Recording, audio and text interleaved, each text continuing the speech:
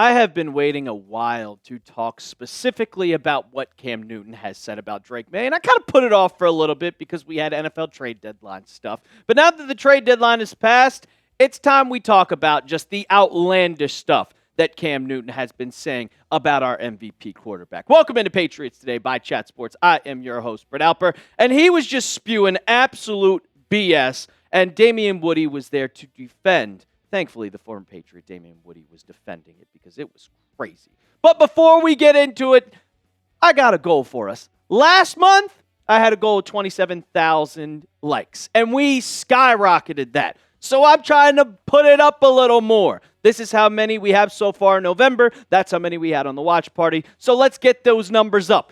Hit that thumbs up icon, and let's get to our goal of 30,000 likes. All right, so some context to talking about what Cam Newton said about Drake Maye.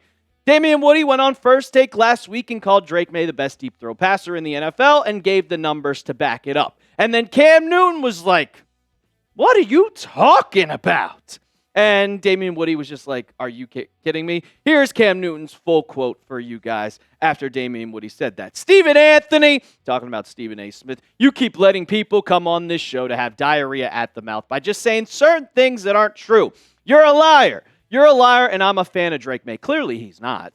"In order to be the best, you have to beat the best, and you got to stand on business." And he talked about having diarrhea at the mouth. Well, first off, he spewed diarrhea at the mouth for 90 seconds of absolute nothing. When Damian Woody brought up the statistics of his stats throwing the ball deep, he gave context. And then Cam Newton was just like, "You're a liar. You're wrong. You're wrong." He didn't provide any context, provide any details, nothing. He spewed diarrhea at the mouth. And honestly, this is sad because Drake Maye grew up in North Carolina. He was a Panthers fan growing up. Obviously not anymore because he plays for one of the best organizations in the NFL.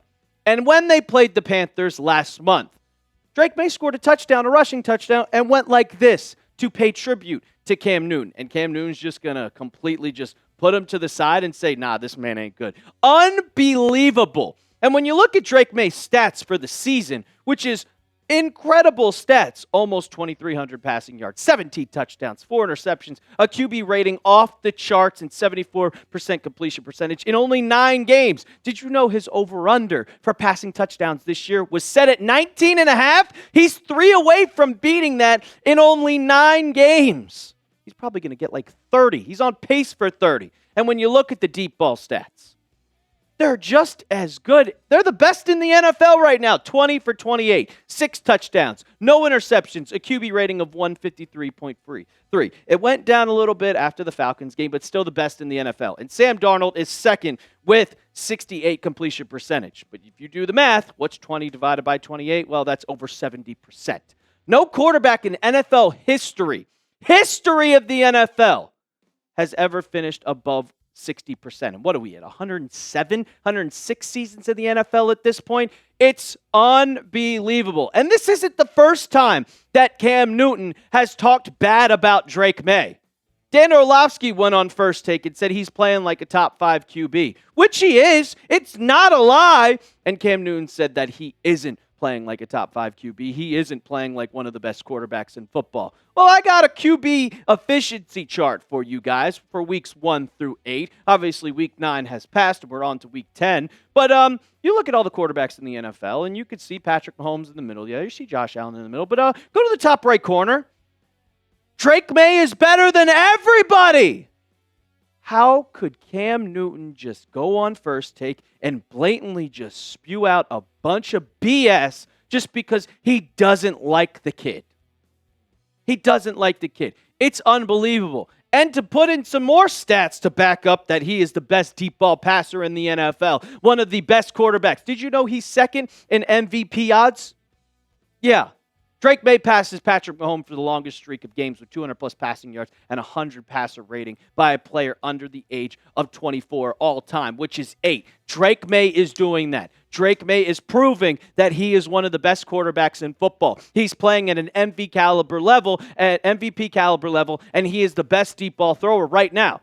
I'm not saying that overall in the past 7 years, Obviously, Patrick Mahomes is still there, but Drake Maye is becoming that, and he will be that on the trajectory.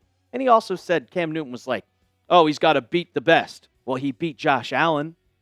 He's already beat Josh Allen twice in his career. Come on, what are we talking about, guys?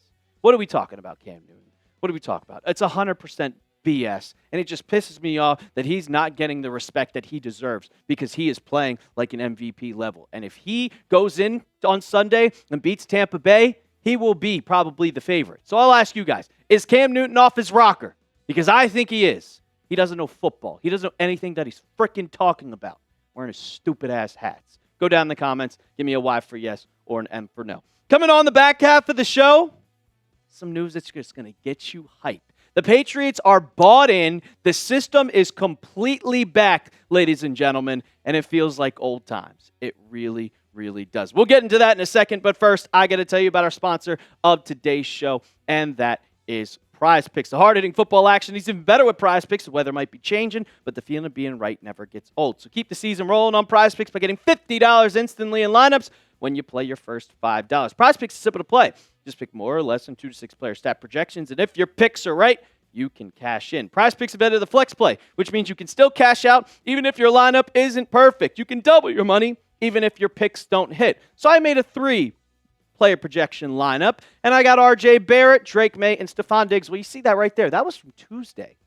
I had R.J. Barrett the more on 19.5 points, and guess what? He hit that. And even if he didn't, if it's a flex play, you could still get paid. So I got Drake Maye the more on 236.5 passing yards. And Stephon Diggs, I think Kayshon Boutte going to be out. Give me the more on 54.5 receiving yards. You can make a lineup just like that one. Basketball, football, hockey, does not matter. But you got to download the app today and use code CONS to get $50 in lineups after you play your first $5 lineup. That's code CONS to get $50 in lineups after you play your first $5 lineup. Prize Picks.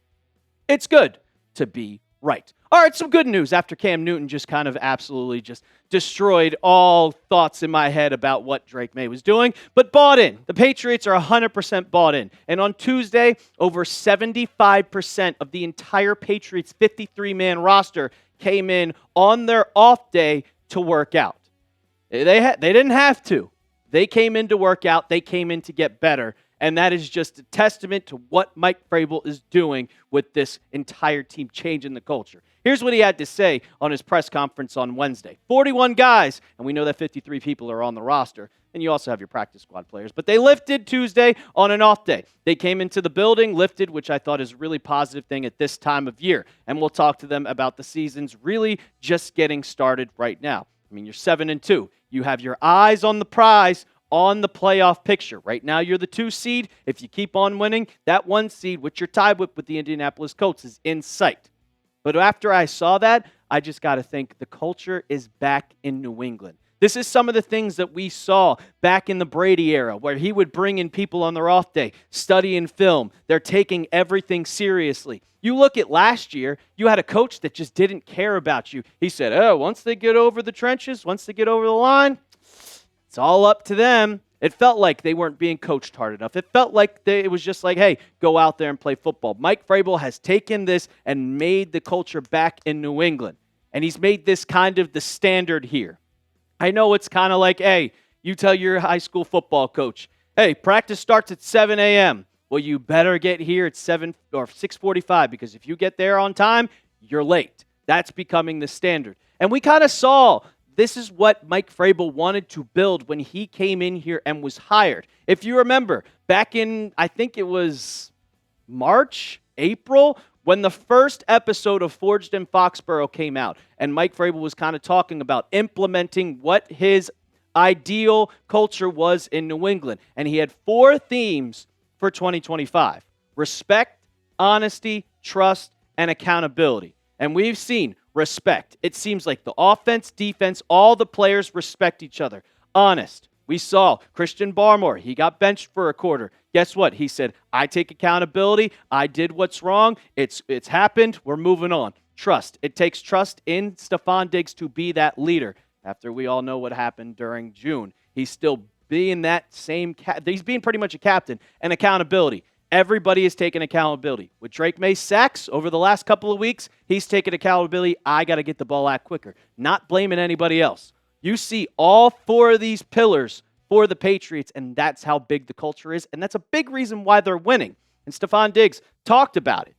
Talked about all 41 guys coming in on their off day. And he wasn't surprised at all. We know where we want to go, and we know what it's going to take to get there. So guys coming in on the off day, I'm not surprised. And honestly, he looks happier than he has been in years. He knows that he chose the right thing. And honestly, the Patriots dodged a bullet, not signing the guy they're going up against this weekend, who's not going to play in the game, Chris Godwin, and got the better wide receiver with Stephon Diggs. But you see right here, the AFC East Standings, you're at the top. We are at the top at 7-2, but the Buffalo Bills are right behind you. You have to keep winning.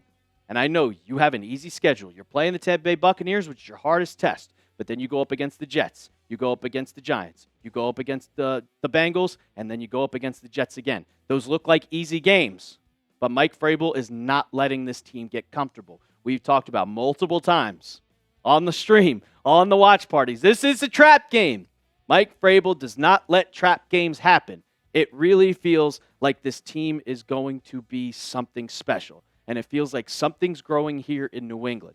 And I really, really enjoy what is growing here. But you got to keep winning.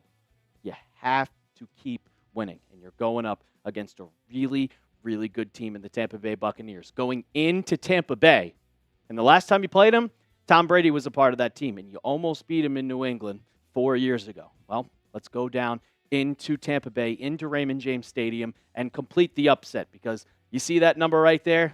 Patriots are underdogs here. But I really, truly think with the defenses that you went up with the last 2 weeks that you can come in and win this game. So I'll ask you guys before we get on out of here, what's your confidence level for Patriots versus Bucks? Scale it from 1 to 10. If you think the Pats are 100% going to win this game, give me a 10.